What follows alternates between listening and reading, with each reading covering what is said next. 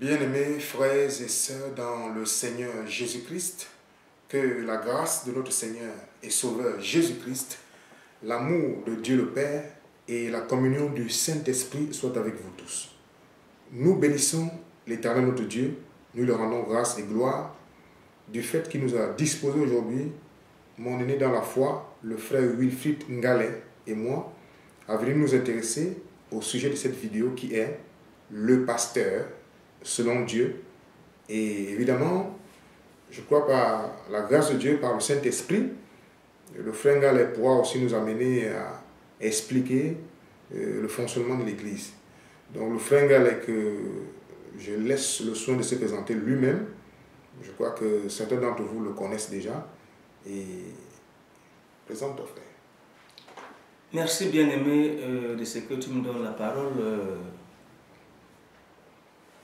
pour que je parle, n'est-ce pas, sur ce sujet, le pasteur, selon Dieu, qui fait couler beaucoup d'encre, qui crée beaucoup de problèmes aujourd'hui dans le peuple de Dieu. Donc, le pasteur selon Dieu, il faut d'abord comprendre ce que c'est que pasteur. Nous n'allons pas entrer beaucoup dans le grec, le latin, toutes ces choses qui semblent un peu très compliquées. Le pasteur veut dire simplement berger. Amen. Et le Seigneur a pris cette expression parce que les bergers, il y en avait en Israël. Le berger était souvent derrière un troupeau en train de le paître.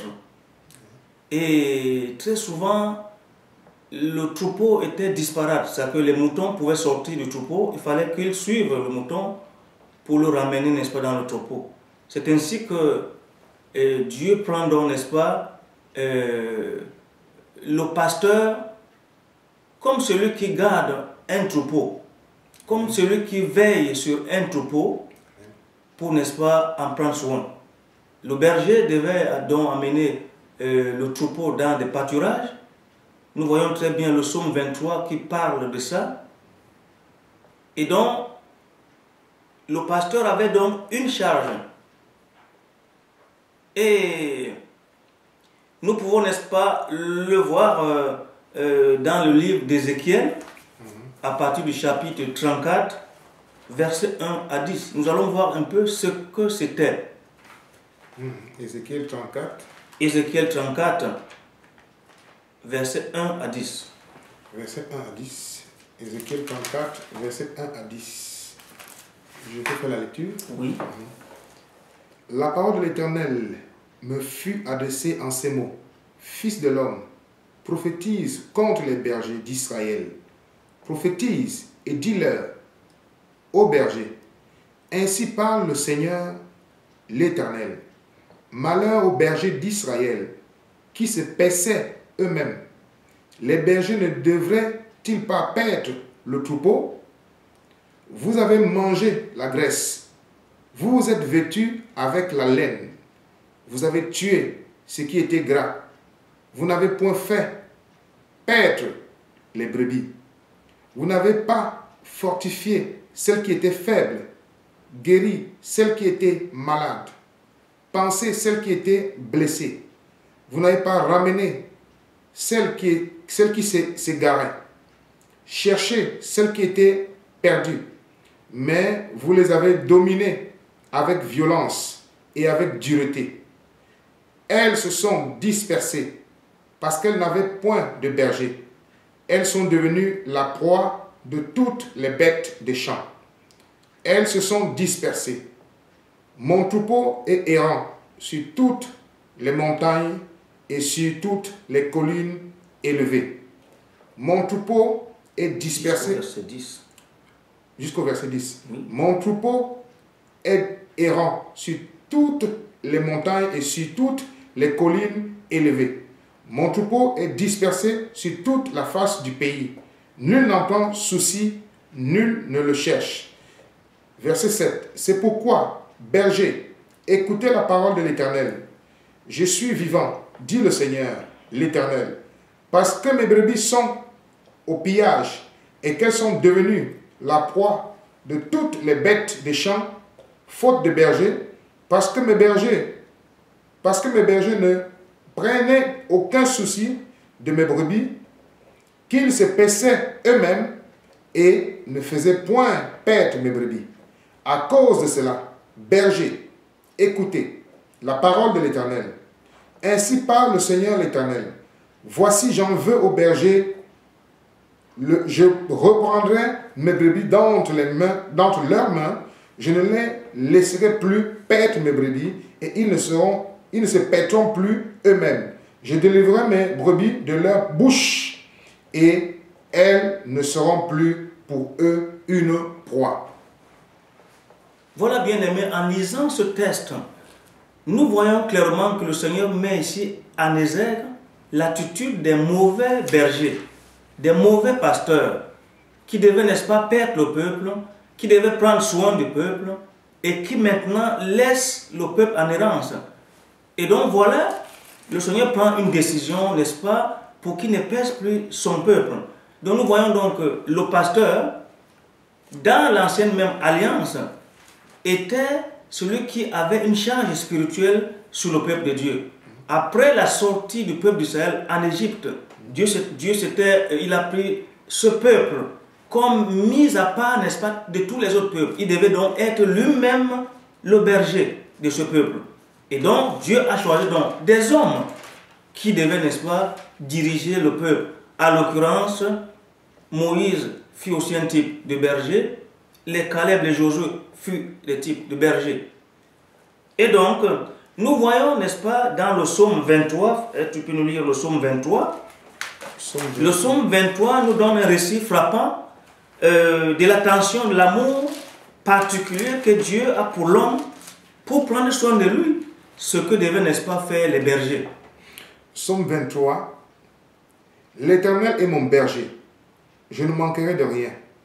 Il me fait reposer dans de verts pâturages. Il me dirige près des eaux paisibles. Il restaure mon âme.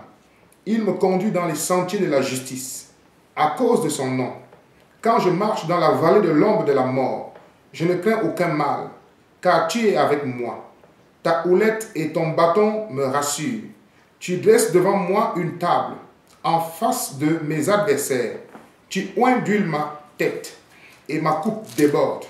Oui, le bonheur et la grâce m'accompagneront tous les jours de ma vie, et j'habiterai dans la maison de l'Éternel jusqu'à la fin de mes jours. Voilà. La Bible nous dit clairement ici que, voilà, David qui dit ce que Dieu voudrait, n'est-ce pas, que le berger soit. L'Éternel est mon berger, je ne manquerai de rien. Ce que les pasteurs devaient, n'est-ce pas, faire pour le peuple, pour que le peuple ne manque rien. Ici, il ne s'agit pas forcément d'une nourriture physique, mais d'une nourriture spirituelle. Il me fait reposer dans des verts pâturages. Normalement, les bergers qui étaient en charge des troupeaux devaient de temps en temps mener, n'est-ce pas, les troupeaux dans des verts pâturages pour que les brebis, n'est-ce pas, broutent de l'herbe, les bœufs. Nous voyons, n'est-ce pas, comment les bergers se conduisent, même dans nos pays d'Afrique, même partout dans le monde. Ils ont la charge de nourrir le troupeau dans des verts pâturages. Il conduit, il me dirige près des eaux paisibles. Les eaux paisibles ici, là, les bergers d'Israël, l'eau est le symbole de la parole de Dieu. Oh, la Bible nous dit que Christ est la parole de Dieu. Jésus-Christ, c'est la parole de Dieu. Au commencement était la parole était avec Dieu, la parole était Dieu. Le but de berger était non seulement de nourrir physiquement le peuple de Dieu, mais était, n'est-ce pas, de maintenir l'espérance du Messie dans le cœur, n'est-ce pas, des Israélites qui attendaient le Messie. Tout au long de l'histoire, les prophètes ont parlé, n'est-ce pas, de ce Messie-là. Et donc, ils devaient donc enseigner le peuple et tenir le peuple dans l'espérance, n'est-ce pas, de l'attente du Messie. Nous disons, il restaure mon âme. Mais seule une seule personne a pu restaurer l'âme de l'homme. C'est le Seigneur Jésus-Christ. Amen. Il me conduit dans les sentiers de la justice. C'est également lui le prince, c'est lui, n'est-ce pas, le prince de la paix. C'est lui qui est celui, n'est-ce pas, celui qui apporte la justice Amen. dans le cœur de l'homme et même dans ce monde. Amen. Et donc, nous pouvons donc dire simplement que le berger a la charge, c'est-à-dire que le pasteur a une charge spirituelle sur le peuple, n'est-ce pas, que Dieu lui confie. Mais la question qui se pose donc aujourd'hui, qui est donc pasteur? Est-ce qu'il devient pasteur parce qu'il a fait une école de théologie? Ou alors parce qu'il s'est lui-même autoproclamé pasteur par quelques connaissances bibliques? Eh bien, c'est ce que nous allons donc voir. Ou bien parce que les hommes ont voulu qu'il soit pasteur. Ou bien parce que les hommes ont voulu qu'il soit pasteur. C'est ce que nous allons donc voir. Et une question me vient à l'esprit, Oui. mon bien-aimé. Le fait que déjà, comme le Seigneur, par le Saint-Esprit, t'a bien amené à développer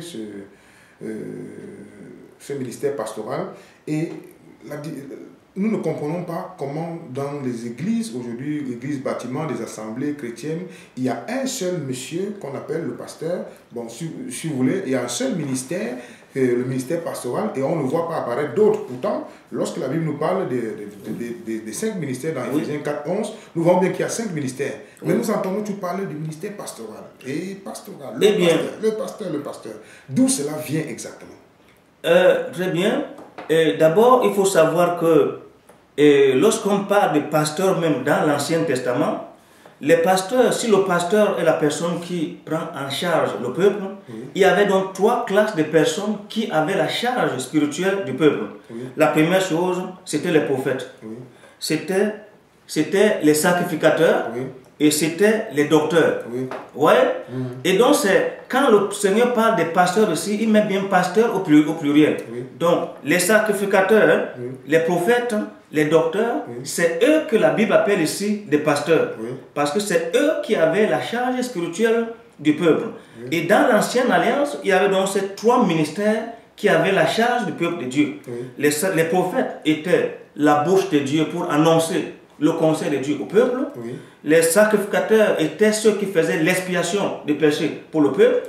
Et les docteurs, qui étaient aussi les scribes, c'est eux qui transcrivaient la loi et qui avaient la charge d'expliquer la loi au peuple. Et donc, toutes ces 3 personnes ici, c'est eux que la Bible appelle pasteurs. Et dans la Nouvelle Alliance. Et donc, dans la Nouvelle Alliance, donc maintenant, 2 ministères se sont ajoutés dans la Nouvelle Alliance. C'est le ministère d'apostolat et le ministère d'évangéliste. Voilà. Il y avait donc les 3 ministères qui existaient déjà dans l'Ancienne Alliance. C'est-à-dire les prophètes, les sacrificateurs et les docteurs. 2 ministères seulement se sont ajoutés dans la Nouvelle Alliance, d'où les apôtres et les évangélistes. Et comment se fait-il donc dans presque toutes les assemblées dites chrétiennes, on trouve toujours un monsieur, le pasteur, c'est lui qui a le bureau, c'est lui qui convoque le conseil, c'est lui qui nomme les anciens, c'est lui qui dit toi tu es diacre, alors que la Bible nous parle bien dans Éphésiens 4:11 qu'il a fait les uns comme apôtres, les autres comme prophètes, évangélistes, pasteurs, docteurs, prophètes, pour le perfectionnement des saints en vue de l'œuvre du ministère. Et si nous lisons jusqu'au verset, au verset 16, nous voyons bien que notre Maître, notre Seigneur et Sauveur, Jésus-Christ reste la tête. Et comment se fait-il qu'aujourd'hui, c'est totalement pas ça que nous trouvons? Eh bien, pour comprendre, n'est-ce pas, ce problème, il faut partir depuis, n'est-ce pas, l'histoire de l'Empire romain, avec, n'est-ce pas, le catholicisme, avec un homme qu'on appelait Ignace. C'est lui, cet homme, qui a enseigné, n'est-ce pas, que le pasteur, c'est-à-dire que le pasteur avait, n'est-ce pas, la supériorité, n'est-ce pas, sur le reste du peuple. Et donc, depuis lors, les hommes se sont donc déplacés de la doctrine de Christ. Et tout au long des siècles, ceci a été donc enseigné. Et jusqu'à nos jours, le pasteur est donc celui qui, n'est-ce pas, est comme Moïse, au temps, n'est-ce pas, de l'Ancienne Alliance. Le pasteur, n'est-ce pas, est comme celui qui représente le peuple devant Dieu. Alors que la Bible enseigne que à la Nouvelle Alliance, tous sont des sacrificateurs. Tous sont des sacrificateurs. Tous sont des sacrificateurs, ça veut dire que le sacrificateur avait la charge de plaider pour le peuple devant Dieu. Mais aujourd'hui, la Bible nous enseigne que Christ à sa crucifixion, le voile a été déchiré, Amen. le chemin a été, n'est-ce pas, ouvert, Amen. Et tous ont accès devant le trône de Dieu, Amen. Au moyen du sang de Christ, Amen. Par lequel nous avons été sauvés. Pardon, n'est-ce pas, par le sacrifice de Christ qui nous a, n'est-ce pas, racheté, par lequel nous avons reçu l'adoption. Il a fait de nous un royaume de sacrificateurs. Alors normalement, voilà. Comment ça devrait fonctionner avec les saints ministères dans une église, je dirais pas bâtiment, mais une église locale, une église de maison? Comment ça devrait fonctionner brièvement? Comment est-ce que l'église devrait fonctionner avec ces saints ministères? Comment est-ce que ça devrait fonctionner? Selon la Bible. La première des choses, nous allons voir que lorsque la Bible parle de ministères, il y a des ministères d'appel, d'où les 5 ministères dans Éphésiens 4, versets 11 à 12. Oui. Et il y a également ce qu'on appelle les ministères dons du Saint-Esprit. Ça veut dire que quoi? Nous allons donc lire, dans 1 Corinthiens 12, verset 5. 1 Corinthiens 12, verset 5. 1 Corinthiens 12, verset 5. Oui. La parole de Dieu nous dit ceci. Je commence au verset 4. Il y a diversité de dons, mais le même esprit. Diversité de ministères, mais le même Seigneur. Voilà. Donc, les ministères viennent directement du Seigneur. Il y a la différence entre les ministères et les dons. Donc, ici, on nous donne ici des ministères qui viennent directement de Dieu. C'est-à-dire que c'est des hommes que Dieu appelle, il les dote d'une capacité pour, n'est-ce pas, l'édification et le perfectionnement du peuple de Dieu. Maintenant, il y a les ministères dons du Saint-Esprit. C'est 1 Corinthiens 12. Nous allons voir au 1 Corinthiens 12 à partir du verset 28. Nous allons voir.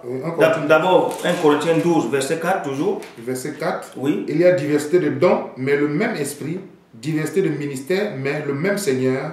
Diversité d'opérations, mais même Dieu qui opère. Verset 4. 1 Corinthiens 12, verset 4. 1 Corinthiens 12, verset 4. Il y a diversité de dons, mais le même esprit. Voilà. Le Saint-Esprit, c'est le Saint-Esprit qui distribue, n'est-ce pas, les dons. Et donc, la distribution de ces dons, c'est en vue, n'est-ce pas, d'un service bien particulier dans l'église locale. Et donc, nous voyons donc comment est-ce que cela est fait dans 1 Corinthiens. L'église locale seulement. L'église locale. Pas l'église corps de Christ. Non, l'église locale, parce que les ministères dont du Saint-Esprit fonctionnent dans l'église locale.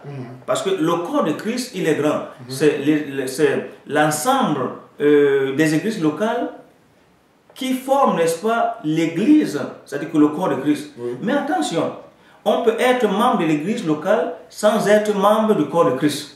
C'est encore un danger.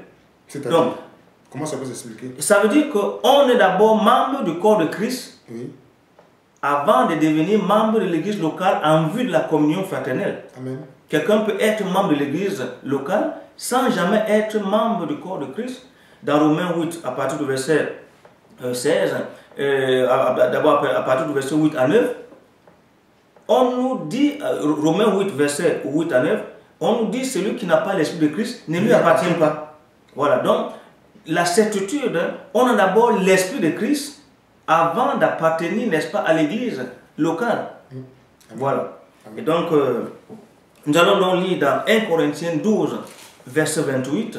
1 Corinthiens 12, verset 28. Verset 28. Et Dieu a établi dans l'église, premièrement, les apôtres, deuxièmement, les prophètes, troisièmement, des docteurs, ensuite, ceux qui ont le don des miracles. Oui, continue. Ceux qui ont le don des miracles, puis ceux qui ont le don de guérir, de secourir, de gouverner, de parler diverses langues. Voilà, bien aimé. Et voilà donc ces dons-là. Ces dons qui également servent, n'est-ce pas, pour l'édification du peuple de Dieu. Et Dieu a établi dans l'Église, premièrement, des apôtres. Nous voyons ici que l'Église, c'est avec un E majuscule. Il s'agit ici du corps de Christ en général. Et Dieu a établi dans l'Église, premièrement, des apôtres. Secondement, des prophètes. Troisièmement, des docteurs. Ensuite, ceux qui ont le don des miracles.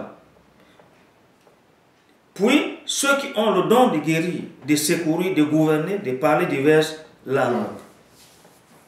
Et puis, ça va plus loin pour distinguer ces dons des ministères. Tous sont-ils apôtres? Tous sont-ils prophètes? Tous sont-ils docteurs? Tous ont-ils le don des miracles? Voilà. Et donc, il y a donc ces dons. Les dons de guérison. Tous parlent-ils la langue? Voilà. Tous interprètent-ils? Voilà, ainsi de suite. Il y a donc, n'est-ce pas, les dons, c'est-à-dire que, qui sont...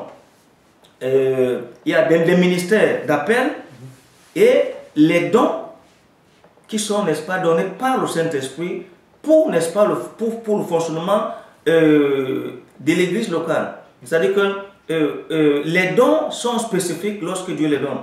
Ceux qui ont les dons travaillent, n'est-ce pas, dans l'église locale. Par exemple, celui qui a le don de prophétie doit prophétiser dans l'église locale parce que ceux qui sont dans l'église locale ont reçu le même esprit que lui. Ils doivent donc, n'est-ce pas, faire quoi? Examiner. Il ne peut pas prophétiser en dehors de l'église locale. Parce qu'il doit prophétiser dans l'église locale afin que ses frères et sœurs puissent discerner si ce qu'ils prophétisent sort, n'est-ce pas, de la parole de Dieu ou est dans la parole de Dieu. Au niveau, oui, ça il s'agit du prophète. Maintenant, globalement au niveau de l'église locale. Oui. L'église locale, forcément, nous trouvons les 5 ministères d'Éphésiens 4 ou non? Dans l'église locale, il n'y a donc pas seulement le pasteur. D'abord, nous voyons, nous allons donc lire, tu vas nous le lire, bien aimé, dans Éphésiens 4, à partir du verset 11. D'abord, à partir du verset 10. À partir du verset 10. Oui. Celui qui est descendu, c'est le même qui est monté au-dessus de tous les cieux, afin de remplir toutes choses. Et il a donné les uns comme apôtres, les autres comme prophètes, les autres comme évangélistes, les autres comme pasteurs et docteurs, pour le perfectionnement des saints en vue de l'œuvre du ministère et de l'édification du corps de Christ. Voilà. Et donc les 5 ministères ont donc un but. Dieu n'a pas donné les 5 ministères pour qu'un seul ministère soit au-dessus de tous les autres. Les ministères ont été donnés pour le perfectionnement, n'est-ce pas, des saints. Les pasteurs et tous les autres 4 ministères ont été donnés par le Seigneur pour l'édification, n'est-ce pas, du corps de Christ en général. Nous avons donc vu, n'est-ce pas, il faut partir un peu derrière dans l'histoire pour voir comment est-ce que ça a été fait au 1er siècle. Oui. Quelqu'un, comme je venais de le dire, Ignace d'Antioche, qui a perpétré aujourd'hui, n'est-ce pas, ce que nous voyons, cette décadence, n'est-ce pas, dans la foi chrétienne, où les gens sont sortis, n'est-ce pas, de la parole de Dieu. Mais nous voyons qu'il a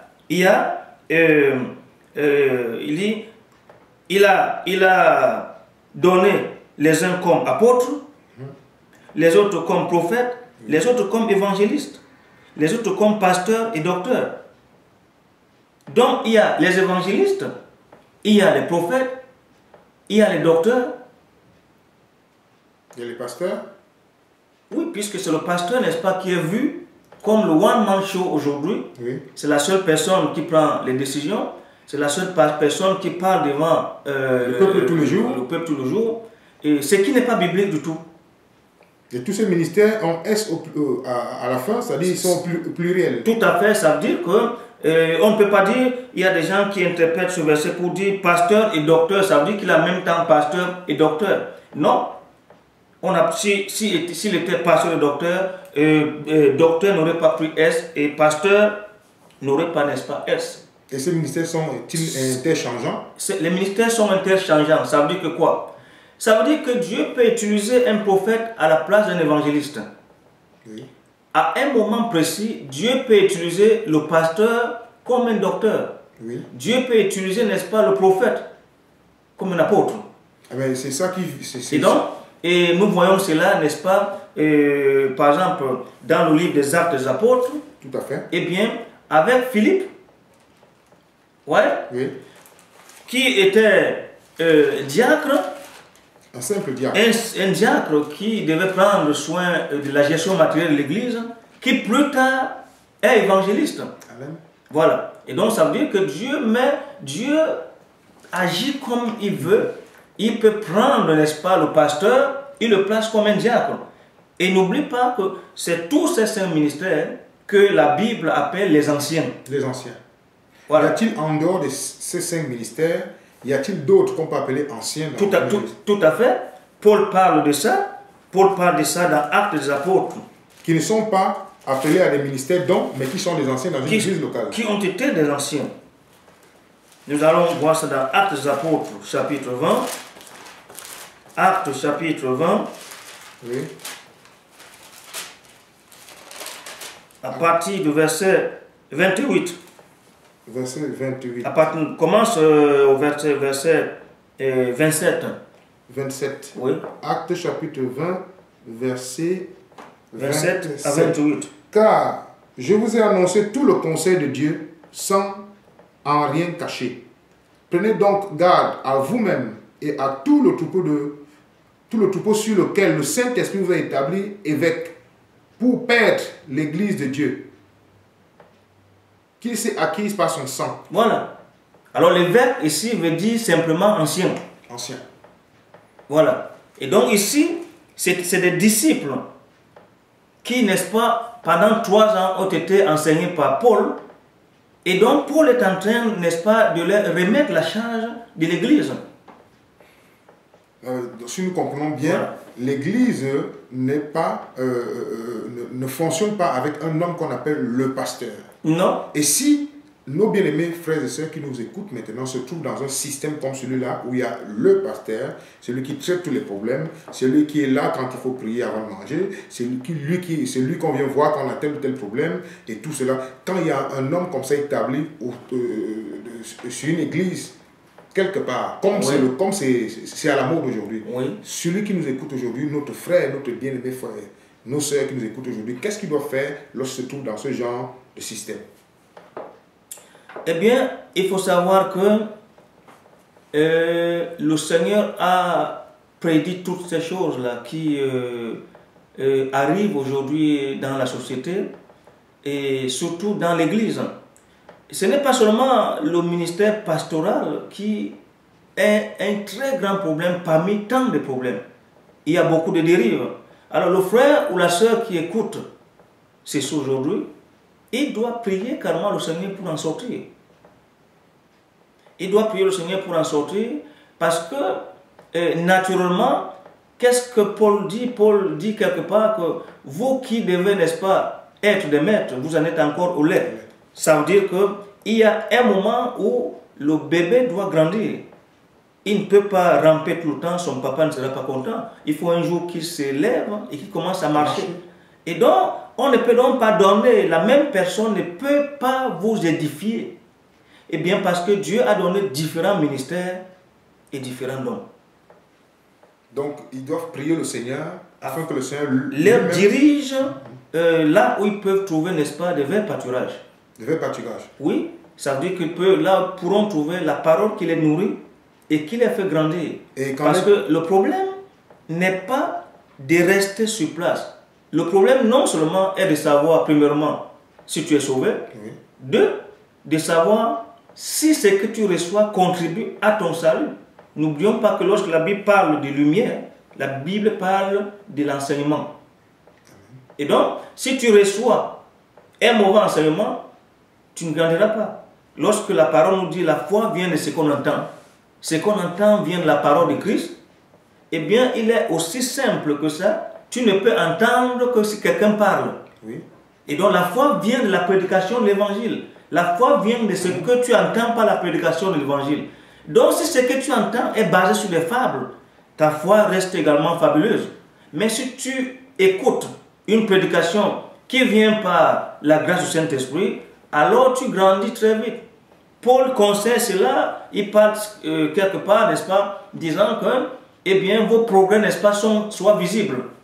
Et donc, on ne peut donc pas rester stagnant dans la foi chrétienne. On grandit lorsqu'on reçoit la véritable parole qui est fondée sur l'enseignement des prophètes et des apôtres de Christ.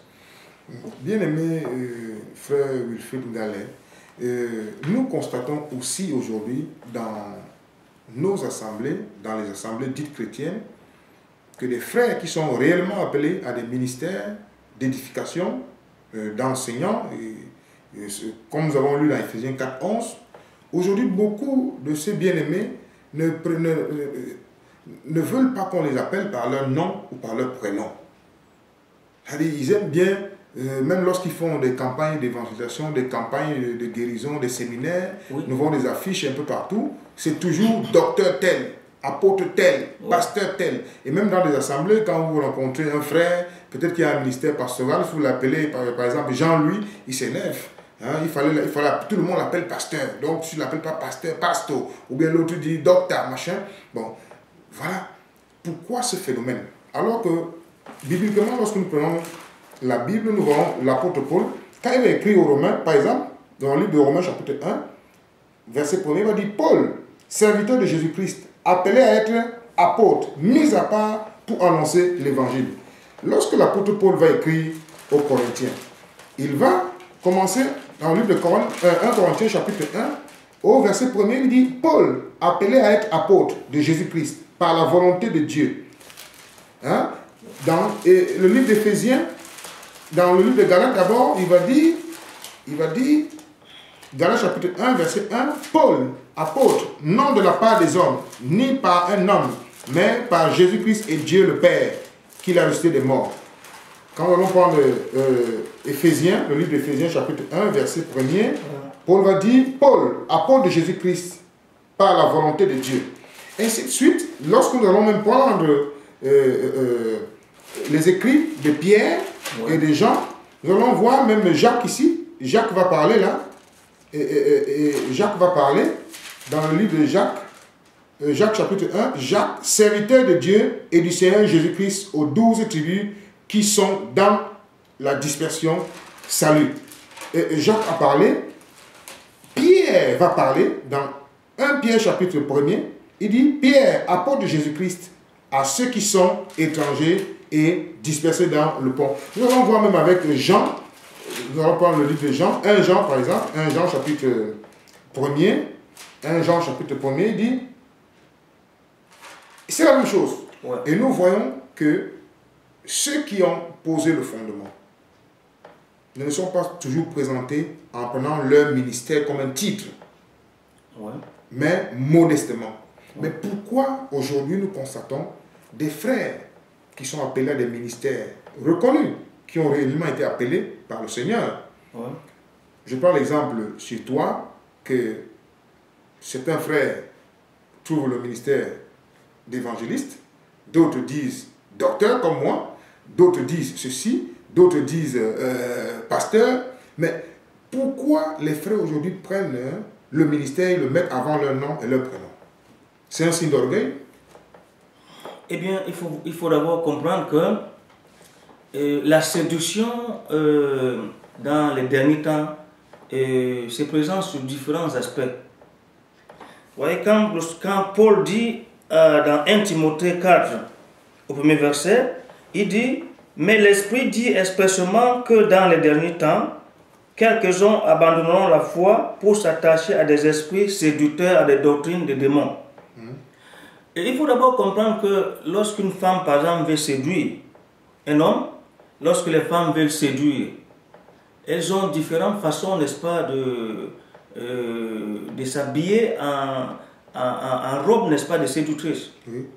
Elles peuvent mettre des parfums qui coûtent trop cher, elles peuvent mettre des fards, leur chevelure même peut être un objet de séduction. Oui. Leur manière d'habiller, leur accoutrement, oui, peut être un moyen de séduction. Eh bien, il faut aussi comprendre que le Seigneur nous appelle à l'effacement. Oui. Le Seigneur nous appelle à l'humilité. Et la Bible elle-même nous enseigne que ce qui est élevé par les hommes est une abomination devant Dieu. Le Seigneur Jésus-Christ lui-même était confondu parmi ses disciples. On n'a pas pu l'identifier lorsqu'il était livré. Il a fallu, n'est-ce pas, un berger de Judas pour le reconnaître. Et donc, aujourd'hui, le fait que les hommes qui se disent de Dieu se présentent sous un vêtement, n'est-ce pas, de leur nom ou bien de leur appel, tels que prophète, docteur, apôtre, ainsi de suite, dénotent carrément de l'orgueil. De la séduction. Dénotent, n'est-ce pas, de la séduction. Dénotent le fait que, premièrement, ces gens ne sont pas sûrs de leur appel. Parce que si tu as reçu, tu n'as pas besoin, n'est-ce pas, c'est quelque chose qu'on ne peut pas t'arracher. Si tu sais que tu as été appelé de Dieu, si tu sais que tu as reçu un appel, tu ne fais pas de cela un brouillard. Tu n'as pas besoin, n'est-ce pas, tu n'as pas besoin que le monde te connaisse pour que tu sois connu. Tu n'as pas besoin de faire un tapage. La Bible nous enseigne, n'est-ce pas, qu'on ne met pas une lampe sous la table. Non. Tout à fait. Elle est posée sur une table pour éclairer les hommes. Le Seigneur nous enseigne qu'une ville qui est située sur une montagne ne peut pas être cachée. Mais exactement, si tu es appelé de Dieu, tout le monde reconnaîtra en toi l'appel de Dieu. Amen. Tu n'as pas besoin, n'est-ce pas, de publier cela. Je suis évangéliste, je suis apôtre. Et de ce quoi encore, au lieu qu'on m'appelle frère Wilfred, on m'appelle plutôt apôtre. Apôtre Wilfred. Pasteur Jean.